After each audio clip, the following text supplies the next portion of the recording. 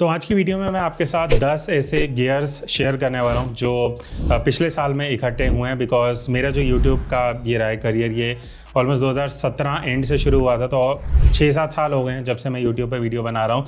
और पिछले कुछ टाइम में ये करंट गियर्स हैं, इक्विपमेंट्स हैं, चाहे वो लाइटिंग हो, ऑडियो हो, एक्सेसरीज हो, इस सब के बारे में मैं एक एक करके बात करने वाला हूँ। एंड होपफुली आपको भी हेल्प मिल सकती है शायद, कि अगर आप प्लान कर रहे हो अपने यूट्यूब चैनल खोलने का, या एज ए क्रिएटर भी आपको गियर्स की सजेशन चाहिए, होपफुली इस वीडियो में कुछ आइडिया मिल जाएगा। बिकॉज जब मैंने वीडियोज़ बनानी शुरू करी थी, मुझे आइडिया नहीं था, ज़ीरो नॉलेज था कि लाइटिंग, ऑडियो, कौन सा ट्राइपॉड चाहिए, कौन सा एक्शन कैमरा, माइक, ये सारी चीज़ें धीरे धीरे करके समझ आई।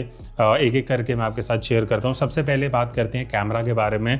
अब अगर आप मेरे चैनल पे रेगुलर व्यूअर हो, आपको शायद आइडिया होगा, मैंने शुरू किया था M50 से शुरू किया था, देन फिर R6 लिया था, फिर R5 लिया था।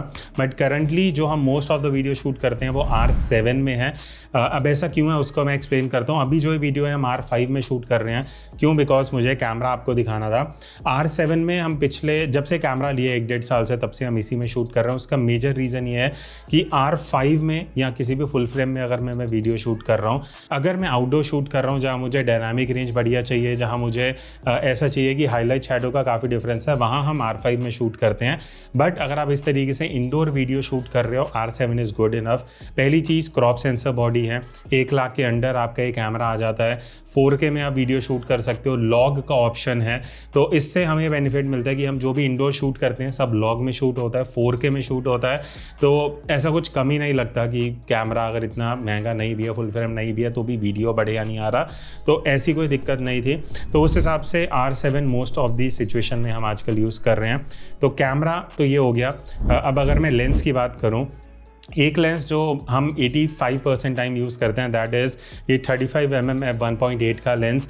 RF माउंट है क्योंकि R7 पे हम यूज़ करते हैं। बट 35 का रीज़न सोलली ये है कि एक तो जो एंगल ऑफ व्यू आता है इंडोर, जो आप अभी देख रहे हो, it is equal to 35mm जो क्रॉप बॉडी में आता है। उसका रीज़न ये भी है कि एक तो f1.8 का ब्लर मिलता है, तो पीछे मेरे जो डिस्टेंस है वो 3-4 फीट है, बट स्टिल आपको ब्लर ज़्यादा दिखता है। उसका रीज़न ये है कि f1.8 पे वीडियो शूट होती है। दूसरा ये है कि 35mm एंगल ऑफ व्यू थोड़ा जो हम आंखों से देखते हैं ना, क्लोज टू वैसा दिखता है, तो उस हिसाब से जो कंप्रेशन भी थोड़ा रियल दिखता है। और क्योंकि मैं क्रॉप बॉडी में यूज़ कर रहा हूँ 35mm को, तो वो क्लोज टू अराउंड 50mm के आसपास आता है। वो टेक्निकलिटीज़ में मैं नहीं जाऊँगा। उसके बाद एक और रीज़न, ये जो लेंस है ये एक तरीके से मैक्रो लेंस भी है, तो आप क्लोजअप शॉट्स भी इससे कैप्चर कर सकते हो। ज़रूरी नहीं है आपको कैनन का यही लेंस लेना, बट आई वुड सजेस्ट अगर आप इंडोर वीडियो बनाते हो, 35mm एक बहुत सही एंगल ऑफ व्यू है अगर आप क्रॉप बॉडी में यूज़ कर रहे हो। फुल में आप 50mm भी ट्राई कर सकते हो। एक और बेनिफिट ये है, अगर जैसे मैं जब वीडियोस बनाई पिछले शुरू के 3-4 साल में, वो एक रूम में ही बनाता था जो 10 बाय 12 का रूम था, तो उसमें 35mm मुझे सही वाइड एंगल ऑफ व्यू दे देता था। बट वही, अगर कई लोग गलती क्या करते हैं, 50mm ले लेते हैं। अगर आपके पास जगह उतना नहीं है तो आपका फ्रेम बहुत टाइट हो जाता है। तो वो सोच के आप एंगल ऑफ व्यू अपनी डिसाइड करके 50mm, 35, 24 कौन सा लेना है वो ले सकते हो। फिर एक ये भी चॉइस आती है कि जूम लेंस लेना है, प्राइम लेना है। तो प्राइम लेंस अब वीडियो के लिए मैं प्रेफर करता हूँ, जैसे कि 85mm है, तो जब हम आउटडोर शूट करते हैं, जो आप आउटडोर क्लिप्स देखते हो मोस्टली वो 85 में ही शूट होती हैं। उसका रीज़न ये है कि आउटडोर में कंप्रेशन बढ़िया मिल जाता है, बैकग्राउंड ब्लर अच्छा देखने को मिलता है, तो उस हिसाब से 85mm, क्योंकि ये f2 का लेंस है तो वो ब्लर इफेक्ट भी बढ़िया आ जाता है। प्राइम लेंस का बेनिफिट ये होता है कि आपको कम प्राइस में ब्लर इफेक्ट ज़्यादा मिल जाता है, और लेंस भी छोटा होता है, हल्का होता है, तो लोग इतना नोटिस नहीं करते हैं। और एक और चीज़ इंपॉर्टेंट है लेंस के बारे में, कि कई लोगों को एक गलती होती है जब वो कैमरा खरीदते हैं यूट्यूब वीडियोज़ बनाने के लिए, कि महंगे से महंगा कैमरा ले लो बट लेंस में उतना इन्वेस्ट नहीं करते। लेंस उतना ही इंपॉर्टेंट है जितना कैमरा है, बिकॉज जो आप ब्लर इफेक्ट देखते हो वो लेंस से क्रिएट होता है, कैमरा से उससे कुछ लेना देना नहीं होता। नेक्स्ट अब हम चलते हैं लाइटिंग पे। तो मैं अभी पहले आपको करंट जो लाइटिंग सेटअप है उसके बारे में हम बात कर लेते हैं। ये थोड़ा प्रोफेशनल लाइटिंग सेटअप है, बट मैं बजट लाइट पे भी आऊँगा। पीछे जो आप ये पैटर्न बनता हुआ देख रहे हो, जो विंडो वाला, ये इसके लिए हम एमरन एपुचर की एमरन लाइट यूज़ कर रहे हैं 300C। अब इसके ऊपर एक अलग से ये एक्सटेंशन आती है बेसिकली, जिसमें आपको अलग अलग सर्कल शेप का ये डिस्क होती हैं, डिस्क मिलती हैं अलग अलग शेप्स की, तो वो 10-12 शेप्स होती हैं, आप और भी अलग से खरीद सकते हो। अभी हम विंडो वाला यूज़ कर रहे हैं, और भी काफ़ी शेप्स आती हैं, तो ये एक बेसिकली प्रोजेक्टर की तरीके से काम करता है। अब लाइट हम 300C यूज़ कर रहे हैं बिकॉज इसके लिए थोड़ा ज़्यादा आउटपुट चाहिए होता है लाइट का, ताकि अच्छे से आपको ज़्यादा लाइटिंग में दिख सके। तो ये हो गया जो पीछे आप लाइट देख रहे हो। फिर इधर से जो बैकग्राउंड में आपको येलो लाइट दिख रही है वो एक लाइट वाउंड है, ये भी एपुचर की है। T4C है इसका model name, if I am not wrong. ये 4 फीट लंबी लाइट ट्यूब है। अब इसका बेनिफिट ये होता है कि एक तो RGB है, तो कोई भी कलर्स आप दे सकते हो, कभी हम इसको ब्लू कर देते हैं, कभी ऑरेंज, कभी जो भी कलर चाहिए, वाइट भी रख देते हैं, तो ये एक और एज अ बैकग्राउंड लाइट आ जाती है। अब की लाइट की अगर मैं बात करूँ, अभी जो हम यूज़ कर रहे हैं वो है एपुचर का 120D। मेन चीज़ जो यहाँ पे यूज़ हो रही है वो है सॉफ्ट बॉक्स। ये ऑलमोस्ट सर्कुलर शेप का है, इसको ऑक्टा भी बोलते हैं। ये 120 सेंटीमीटर का, मतलब 4 फीट डायमीटर है इसका।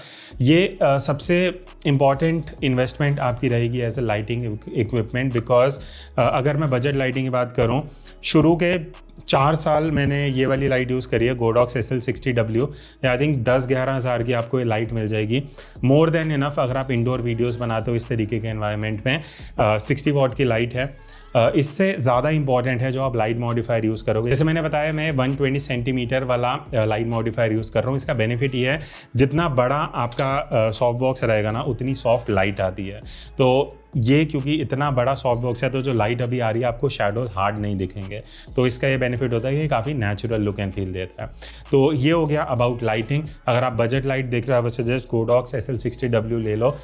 You can not go wrong with this light. ये एक बजट में सबसे बढ़िया ऑप्शन आपको मिल जाएगा विद 120 डिग्री सॉफ्ट बॉक्स। अगर आपके रूम में इतनी जगह नहीं है तो आप एटलीस्ट 90 सेंटीमीटर का ऑक्टा ले लेना। उससे छोटा जो लाइट मॉडिफायर है वो आपको लाइटिंग उतनी बढ़िया नहीं देगा। फिर नेक्स्ट अब हम मूव करते हैं ऑडियो पे। तो अभी जो आप ये माइक देख रहे हो जो मैं यूज़ कर रहा हूँ, ये है DJI wireless mic.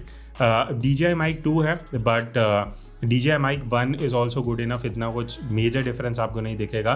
Professional differences हैं, उसकी बात मैं अभी नहीं करूँगा, बट वायरलेस माइक है सबसे पहली चीज़ जो अब हम करंटली हम यूज़ कर रहे हैं। बढ़िया चीज़ ये, इसको आप एज बैकअप रिकॉर्डिंग भी यूज़ कर सकते हो। यहाँ पे रिकॉर्डिंग का बटन है, इसको आप जैसे ही दबाओगे इसका इंटरनल रिकॉर्डिंग शुरू हो जाएगा।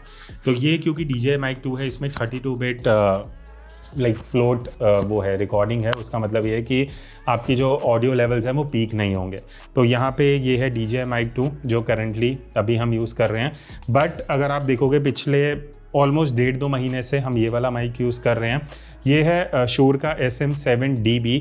अब ये जो माइक है ये वैसे तो ब्रॉडकास्ट लेवल माइक है, नॉर्मली आप पॉडकास्ट में सुनते होगे। हमने रिसेंटली पॉडकास्ट भी किए थे, वहाँ पे माइक यूज़ करना शुरू किया था।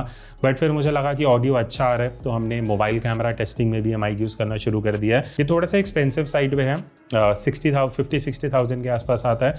बट अगर आप उतना इन्वेस्टमेंट करने का सोच रहे हो, मेरी पिछले वीडियोज़ में जाके ऑडियो सुनना, आपको डिफरेंस सुनने को मिलेगा। वायरलेस माइक से थोड़ा ज़्यादा डीप, थोड़ा बेस वाला ऑडियो आता है और सुनने में काफ़ी अलग लगता है। तो ये हो गया करंट ऑडियो सेटअप। बाकी अगर आप बजट में देख रहे हो तो 3000 के वायरलेस माइक आपको इजीली मिल जाते हैं। उसके बारे में मैंने वीडियो भी बनाया था, वो आप ले सकते हो। बट अगर आप वायर्ड माइक देख रहे हो, लेवल माइक बोया का अभी भी आता है, वो 800-1000 रुपये वाला माइक, उससे आप शुरू कर सकते हो। मैंने शुरू की 60-70 वीडियोज़ उसी माइक से करी थी और बढ़िया ऑडियो आपको मिल जाता है। फिर उसके बाद हम बात करते हैं बैकड्रॉप की। तो अगर आप इस चैनल पर नए हो, शायद आपको ना पता हो, बट इससे पहले हम जो यूज़ कर रहे थे, पीछे बेसिकली दीवार थी जो ग्रीनिश ब्लू कलर का पेंट था। उसके बाद ऊपर यहाँ पे बैकड्रॉप वाले मैंने स्टैंड लगा रखा है, तो पीछे ना बैकड्रॉप लग जाते हैं पेपर के। अब ये बैकड्रॉप अलग अलग ब्रांड्स के आते हैं। 4500 से 5000 के बीच में आपको एक पेपर का रोल मिलता है। 9 फीट वेड्थ होती है रोल, आई थिंक इसका 36 फीट होता है। तो मेरे पास जो पेपर है, मैं ऑलमोस्ट आई थिंक 4 साल पुराना पेपर है, अभी तक चल रहा है। आधे से कम रोल उसका यूज़ हुआ है, तो आप बहुत लंबा चला सकते हो। तो इन्वेस्टमेंट ये वर्थ है। इसका बेनिफिट ये है, अगर आप वॉल प्लेन भी यूज़ कर रहे हो ना, वो पेपर लगा के आप अलग अलग कलर्स ले सकते हो। वो 5000 का एक रोल आएगा, आप अपने कलर के हिसाब से ले सकते हो। बाकी ये लेटेस्ट अभी हमने पैनल करा है, ये PVC पैनल है। तो ये पैनल क्या है, बेसिकली जो आप पीछे देख रहे हो, देखने में थोड़ा वुड वाला फील आता है, बट ये PVC मटेरियल होता है, तो वो अभी हम यूज़ कर रहे हैं। तो देखने में कौन सा बेटर है वो आप कमेंट करके बता सकते हो। तो बैकड्रॉप में ये एक ऑप्शन हो गई, पेपर एक ऑप्शन हो गई। अगर आप बजट में देख रहे हो तो ग्रीन स्क्रीन भी आती है, अगर आपको चाहिए वो आई थिंक 2000 के आसपास आपको मिल जाता है।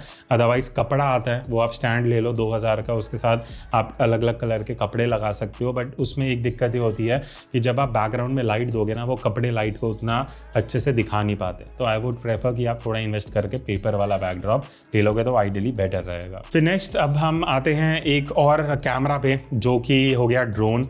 अब ड्रोन वैसे तो आपने इस चैनल पे काफ़ी अलग अलग देखे होंगे, इससे महंगे भी काफ़ी ड्रोन्स हैं जो हमने रिव्यू किए हैं। बट मेरे हिसाब से DJI Mavic Mini 3 एक आइडियल ड्रोन है, स्पेशली अगर आप पहला ड्रोन ले रहे हो या आप ट्रैवल भी ज़्यादा करते हो। पहले तो प्राइस इसका आपको सही मिल जाएगा। दूसरी चीज़ है नेटिव वर्टिकल शूटिंग है, जो इससे डबल प्राइस वाले ड्रोन में भी आपको नहीं मिलता। आप सीधा वर्टिकल मोड में जाओ, आप इससे direct out of camera 4K में वर्टिकल शूट कर सकते हो, जो मैंने बताया इससे डबल प्राइस वाले ड्रोन्स में भी नहीं आता। लाइट है, 250 ग्राम के अंडर है, तो वो कोई लाइसेंस वाली दिक्कत नहीं है, और इजी टू कैरी है, लाइट वेट है। तो उस हिसाब से आई थिंक अगर आप एक सेकेंडरी कैमरा देख रहे हो, आपको एरियल शॉट चाहिए, आप ट्रैवल वीडियोस बनाते हो, आप व्लॉगिंग करते हो, तो वहाँ पे आई थिंक ये ड्रोन एक सही फिट बन जाएगा। इसका लेटेस्ट मॉडल भी आ चुका है, बट वो मैंने ट्राई नहीं किया, बट मेरे हिसाब से Mini 3 is also good enough. फिर अगर हम कैमरा की बात करें, अब एक्शन कैमरा पे आते हैं, तो प्रेजेंटली अपने पास GoPro 12 है, DJI Action 4 है, Insta360 Ace Pro है। बट इन तीनों में से अगर मुझे एक सही कैमरा पिक करना हो, एक्शन कैमरा, मेरे हिसाब से DJI Action 4 रहेगा। उसका रीज़न ये है, एक तो इसका जो है माउंट सिस्टम है मैग्नेट वाला, ये काफ़ी सही है, आप इसको वर्टिकल हॉरिजॉन्टल दोनों तरीके से यूज़ कर सकते हो। बट उससे इंपॉर्टेंट है इसका लो लाइट परफॉर्मेंस GoPro से कंपैरेटिवली बेटर है। फेस का कंप्रेशन बेटर है, GoPro में फेस बहुत अजीब सा डिस्टॉर्टेड आता है, और मेरे हिसाब से GoPro अब काफ़ी आउटडेटेड हो चुका है। इवन GoPro 12 लेटेस्ट एडिशन है, बट उन्होंने ऐसा कुछ इम्प्रूव नहीं किया है, जिस वजह से I would go for GoPro। तो ये एक ऑप्शन है। बट अगर आप व्लॉगिंग के लिए स्पेसिफिकली देख रहे हो, मैंने अभी कंपैरिजन भी किया, वैसे चैनल पे आप देख सकते हो, DJI Pocket 3 मेरे हिसाब से one of the best vlogging camera है, इवन बेटर देन आईफोन। उसके रीजंस क्या हैं वो आप मेरी वीडियो में जाके देख लेना। बट कॉम्पैक्ट है, छोटा सा है, आप वीडियो बनाना चाहते हो, ब्लर इफेक्ट बढ़िया मिलेगा, एक्शन कैमरा से बहुत ज़्यादा ब्लर इफेक्ट है, लो लाइट परफॉर्मेंस बेस्ट है as compare to action cameras, तो वो भी एक बढ़िया चॉइस है। नेक्स्ट अब हम आते हैं ट्राइपॉड पे। तो 2 ट्राइपॉड्स की मैं बात करूंगा। पहला है ये मैनफ्रोटो का ही। अब नॉर्मली ये वीडियो ट्राइपॉड रहते हैं, मॉडल नंबर जो रहेगा मैं टेक्स्ट में आपको दे दूंगा। बट ये देखो, पहली चीज़ क्या है, आपका जो हेड होता है वो ट्राइपॉड का मेन रहता है। तो वीडियो के लिए नॉर्मली आप ये जो देखोगे इस तरीके से, एक आता है पैन टिल्ट, एक होता है बॉल हेड जो अभी हम यूज़ कर रहे हैं, उसके बाद मैं नेक्स्ट करूँगा, और एक आता है फिर आपका ये वाला फ्लूइड सिस्टम है। अब फ्लूइड में क्या होता है कि आप अगर मैं इस तरीके से भी अपना हेड छोड़ूंगा तो ये धीरे धीरे मूवमेंट्स करता है। और प्लस अगर आप प्रॉपर वीडियो ट्राइपॉड देख रहे हो, ये मेरे हिसाब से काफ़ी सही इन्वेस्टमेंट है। 5 साल पुराना हो गया, अभी तक एकदम बढ़िया चल रहा है, कोई दिक्कत नहीं है। दूसरे ट्राइपॉड की अगर मैं बात करूं तो मैनफ्रोटो B-Free है, जिस पे अभी हम वीडियो बना रहे हैं। इंडोर हम इसी ट्राइपॉड पे शूट करते हैं। अब B-Free का बेनिफिट ये है, लाइट वेट है, बहुत छोटा है, कॉम्पैक्ट है, ट्रैवल ट्राइपॉड है, बट इसको आप फोटोग्राफी वीडियो दोनों के लिए यूज़ कर सकते हो, और ये बॉल हेड के साथ आता है। तो मैं ये सजेस्ट करूँगा ट्राइपॉड में, अगर आप सिर्फ घर पे बना रहे हो ट्राइपॉड, आपको कैमरा भी इतना भारी नहीं है, तो आप 1000-2000 वाला भी ट्राइपॉड ले सकते हो। बट अगर आपको वन टाइम इन्वेस्टमेंट करना है, आप आउटडोर भी शूट करते हो, कैमरा लेंस सेटअप थोड़ा हैवी है, मैं सजेस्ट करूँगा चाहे थोड़ा महंगा ट्राइपॉड ले लो, फॉर एग्जांपल मैनफ्रोटो। उससे क्या होगा, आप आराम से 10-15 साल वो ट्राइपॉड चला सकते हो, कोई दिक्कत नहीं आएगी। अब मैं ये दोनों ट्राइपॉड ऑलमोस्ट 4-5 साल से चला रहा हूँ, अभी तक कोई दिक्कत नहीं आई है। फिर जो सेकेंड लास्ट गियर है वो फिल्टर्स की मैं बात करता हूँ थोड़ी सी। अब फिल्टर वीडियो के लिए इंपॉर्टेंट हो जाते हैं। सबसे पहला जो फिल्टर है इसकी मैं बात करूँगा वो है ND फिल्टर। अब वेरिएबल ND फिल्टर मेरे हिसाब से वीडियो के लिए ज़्यादा बेटर है। ये हाइडा का है, बट इन द पास्ट हमने और भी यूज़ करे हैं। बट हाइडा का ये जो है ये 3 से लेकर 7 स्टॉप तक का ND फिल्टर है। अब वेरिएबल ND का क्या फ़ायदा होता है, जब आप आउटडोर शूट कर रहे हो, सन आता है जाता है, तो उस सिचुएशन में आप इसको यूज़ कर सकते हो। और रीज़न ये भी है कि जब आप वीडियो शूट करते हो ना, आपका FPS जो है और जो शटर स्पीड है वो मैच करनी चाहिए। तो अगर मैं 30 FPS पे शूट कर रहा हूँ, मेरी शटर स्पीड 1/60 होनी चाहिए, उससे फास्ट में जाऊँगा तो मोशन नेचुरल नहीं आता। अगेन वो टेक्निकल वीडियो आप मेरे चैनल पे देख सकते हो। तो इसीलिए वेरिएबल ND फिल्टर मेरे हिसाब से एक वीडियो क्रिएटर के लिए बहुत इंपॉर्टेंट है। दूसरा फ़िल्टर है जो अभी हमने रिसेंटली यूज़ करना स्टार्ट करा है, प्रो मिस्ट फ़िल्टर या ब्लैक मिस्ट फ़िल्टर भी जिसको लोग बोलते हैं। अब उसका बेनिफिट ये होता है कि मैं आपको यहाँ एक वीडियो फुटेज दिखा दूंगा। अगर आपके फ्रेम में लाइट्स हैं तो वो लाइट बहुत सॉफ्ट दिखती हैं, कॉन्ट्रास्ट कम हो जाता है, फेस थोड़ा सॉफ्ट दिखता है। तो अगर आपको ऐसा ड्रीमी लुक चाहिए तो वो भी एक सही फ़िल्टर है जो आप यूज़ कर सकते हो। फिर लास्ट में मैं बात करूँगा गिम्बल की। अब ऑनेस्टली अगर मैं बताऊँ, गिम्बल अभी जो हमारा करंट वीडियो का शूटिंग स्टाइल है, आई थिंक 95% केसेस में गिम्बल यूज़ नहीं होता है। उसका रीज़न ये है कि हम या तो ट्राइपॉड में शूट कर रहे होते हैं या हैंडहेल्ड शूट कर रहे होते हैं। उसका भी रीज़न ये है कि कैमरास जो हम यूज़ कर रहे हैं, जैसे मैं R7 की भी बात कर रहा था, इसमें आईबिस है, लेंस में भी स्टेबलाइजेशन है, तो इतना ज़रूरत नहीं पड़ता है। बट अगर आप ज़्यादा ऐसा शूटिंग है कि आप कमर्शियली शूट कर रहे हो, आपको थोड़ा चलते हुए ज़्यादा शूट करना है, तो वहाँ पे गिम्बल आप ऑब्वियसली यूज़ करोगे। मेरा प्रेफर्ड ब्रांड DJI है। RS3 हम यूज़ कर रहे थे, अभी रिसेंटली RS4 आया है। RS3 मिनी भी आप कंसिडर कर सकते हो, मैं कोई स्पेसिफिक मॉडल नहीं बता रहा, बट इसका बेनिफिट ये है कि इसको जब आप ऑन या ऑफ करते हो ना, इसके ऑटोमेटिकली जो एक्सेस हैं वो खुद ही लॉक हो जाते हैं, तो आपको एक एक करके लॉक नहीं करना पड़ता। और मेरे हिसाब से DJI का ऑल ओवर जो स्टेबलाइजेशन है, जो इंटरफेस है, वो मुझे पर्सनली पसंद आता है, तो इसलिए RS3 RS4 is the gimbal. हम RS4 करेंटली अब अपने पास हैं। तो ये हो गए ऑलमोस्ट 10 गियर्स जो करंटली हम यूज़ कर रहे हैं, या गियर सजेशन जो आप कंसिडर कर सकते हो अगर आप वीडियोस बनाने वाले हो। बाकी अगर आप कोई एक स्पेसिफिक गियर के बारे में, किसी और के बारे में आपको वीडियो चाहिए, आप कमेंट करके बता सकते हो। So that's it, I will see you in the next video. तब तक take care and keep clicking.